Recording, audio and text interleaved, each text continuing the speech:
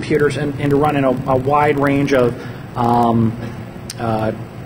bandwidth availability. So to handle anything from dial up all the way up to the latest and greatest fiber connections. But everybody wants to do codecs, so there's more codecs. Polycom has a whole host of codecs, like the one that we heard, G722.1, the Polycom Siren codec, that's royalty-free.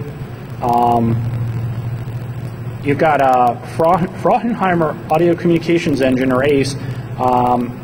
The people who gave us MP3 are also pushing the AAC codec for delivering HD voice. But of course, if you get it and implement it, you have to pay royalties on it. SpeechX is an open source codec that's been floating around, and people give lip service to that. And finally, Broadcom has released a bunch of codecs for its chipset. This is significant because a lot of phones use the Broadcom parts. So why do people fight over codecs? Well, number one, developers, all programmers think they can write something better. If you look at it from a hardware perspective, simpler is better. From a hardware perspective, if you're building a phone or you're trying to do an implementation, the fewer codecs are better because you have less expense to test and verify and support codecs. So hardware guys, they want as few codecs as possible. And on the device side, especially more with mobile devices, the less processing you do in the phone, the longer battery life that you get. Common sense. The wireless crowd, they have a different view. The wireless crowd likes to lean on the device CPU in order to do data compression, and that includes things like AMR wideband and SILC. That's because the old guard in the wireless crowd believes that every little RF bandwidth is sacred, and you need to conserve bandwidth within licensed bands. The problem is that statement goes out the door when you start talking about 3G networks and 4G networks, where a 64 kilobit setup for a voice call is nothing. And still carriers say carriers and people pushing AMR wideband say with a straight face that yeah, we need to conserve bandwidth, all the while they're rolling out streaming video services and two-way video services. It's like, give me a break. Finally, when you get to network core, the guys that are switching phone calls back and forth on the service providers, you have more codecs, you have to do more transcoding. And again, it becomes a support issue. It's a pain in the ass to do. In addition to that, service providers want to avoid transcoding because it does cost them money because either they have to buy bigger boxes to do to support more codecs for transcoding. And then the other concern is that you lose some HD voice goodness when you translate. You may lose some HD voice goodness if you translate between one HD voice codec into another HD voice codec. As a side note, the cable companies and France Telecom are embracing a standard called CAT-IQ, which doesn't have to do transcoding at all. They've got there's some standards floating around that allow you to do end-to-end an end-to-end call in G722, where both sides can even be on a wireless handset. So that's pretty cool. Software clients and hardware. Again, if you have a soft client you download, there's plenty of them floating around that supports G722, or they already have ISAC already built in. And then, of course, there's one big one, Stripe, that already supports SILC. Hardware-wise, if you buy an IP desktop handset today from any of the name manufacturers, and even from a lot of the no-name manufacturers from China and things like that, they've all got G722 built in as support. For them, it's a relatively cheap thing to throw in terms of throwing the codec in. But the flip side of that is some of these guys advertising that they support HD voice may not have the good acoustics, that is the higher quality microphones and speakers, in order to deliver that full experience of sound. Now, on the mobile device side, it's a little bit more interesting. You do need good acoustics. So you need a little bit better microphone, or you need to. But one of the other things that's happening is phone manufacturers are starting to stick in dual microphones into handsets, so they can do things like echo cancellation or noise cancellation to get a clearer voice. So, how do you get HD voice users to talk to other HD voice users? How do you get these guys to talk to the PSTN? After all, the PSTN's not going away tomorrow. The simplest case is if you have the same codec type when you're trying to make a phone call. And if you're on the same LAN or network, as many of you may find if you're at if you're at a college or university or your business uses it, if you're all on the same network, you're all using the same codec, you're all behind the same firewall, you can just call John over in the next office, or you can call Bob upstairs, and it just happens. The problem is when you start to move beyond the DMARC in your firewall, or the DMARC or move at where the security barrier is at a service provider, and then after that things get to be a lot trickier because there has to be a more formalized negotiation for security reasons. Okay. Now, for different codec types, we also have to get into things like transcoding, where you go from either HD voice to the PSTN, and it's kind of accepted. Everybody realizes, again, the normal phone system isn't going to go away anytime in the next decade, so you need to be able to downshift from wideband down to narrowband. That's easy enough to do. The thing that gets upset is that if you do have to touch the PSTN, you lose all that goodness of the HD call in the first place because you're basically cutting out all that sound. Not really a net gain there. But secondly, and the thing that's getting people to gnash their teeth a little bit more is when you have to translate between G722 to AMR wideband, service providers get a little bit annoyed, but not really, because they accept the need to translate between HD codecs, i.e. like G722, which is already there, and AMR wideband, on the mobile side. Now, HD voice and the island problem. If you want to scale up, you need to be able to interconnect at the IP level via SIP to have a seamless end-to-end SIP call anywhere on the internet or anywhere on a broadband network. Now, the thing is that service providers don't do SIP peering, IP interconnection, federations, whatever you want to call it, out of the box.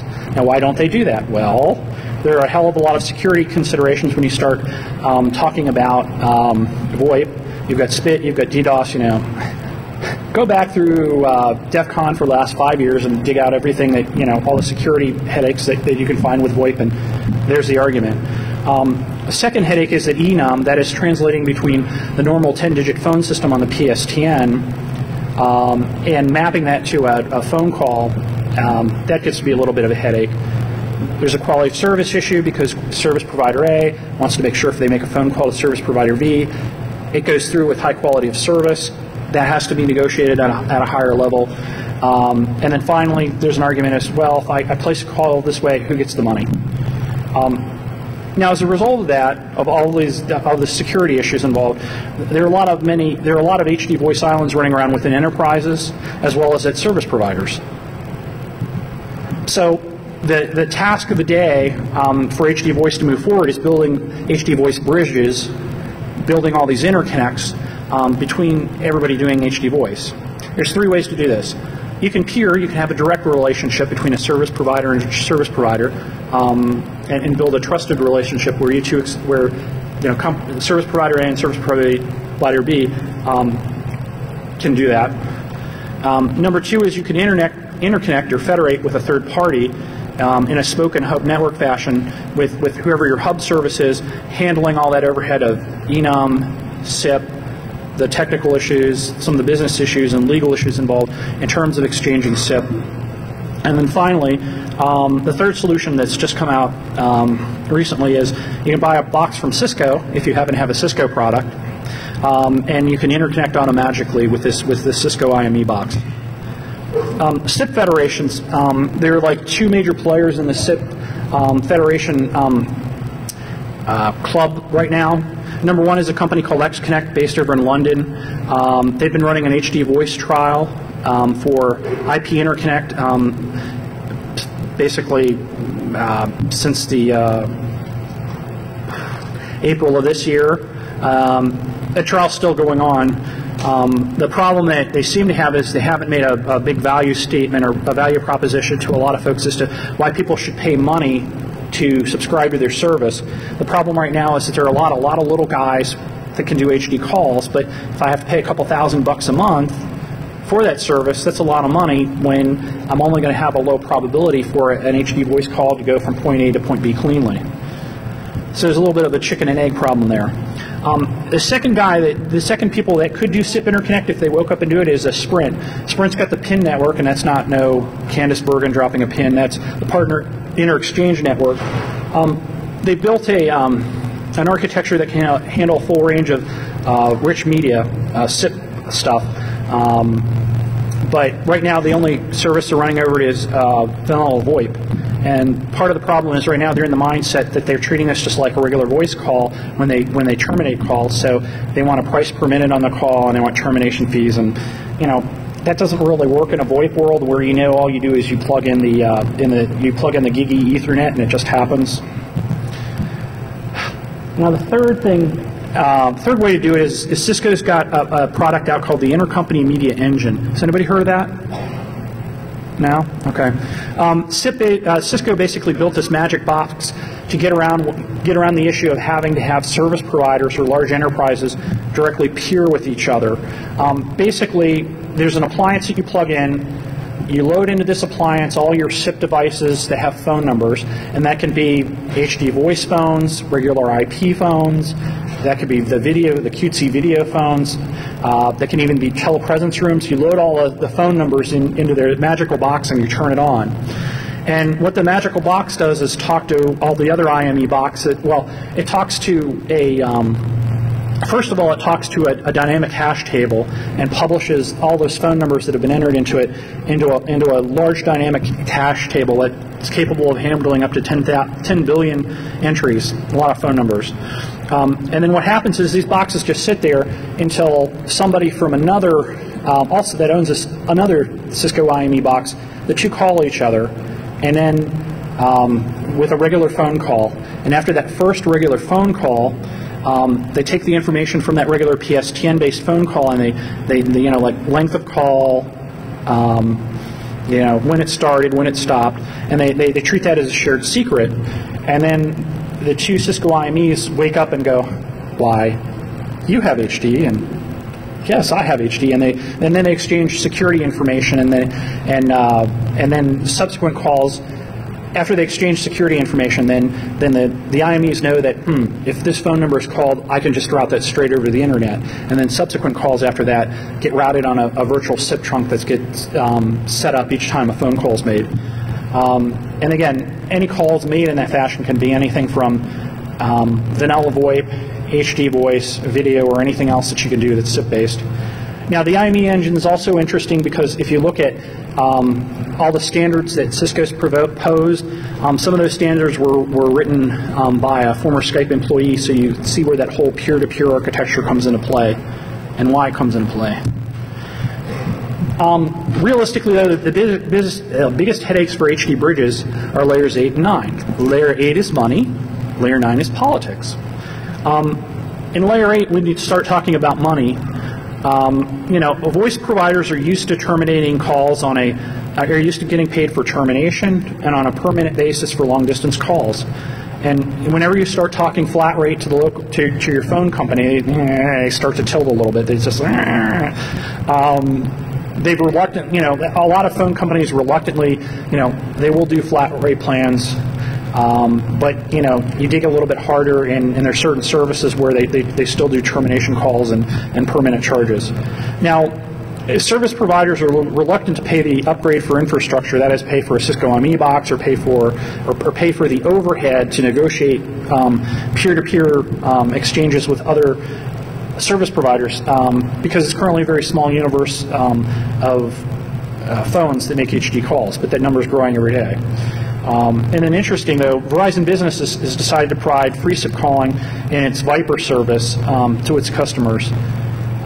Now, layer 9 in politics, there's a lot of jockeying going on by smaller players that want to get together and peer, and so they can build up their own big universes to exchange VoIP calls, directly bypassing the PSTN, and yes, directly bypassing the old style termination per minute charges. The larger players are moving slower to IP interconnect. It's on their radar, but it's not on their list of things to do, because once they implement that regime, then that starts cutting into the bottom line that they're making from settlements and termination. We'll see the cable companies start to do IP interconnections next year so they can exchange VoIP calls. Applications that love HD voice, conferencing is a killer app. Again, there's clarity.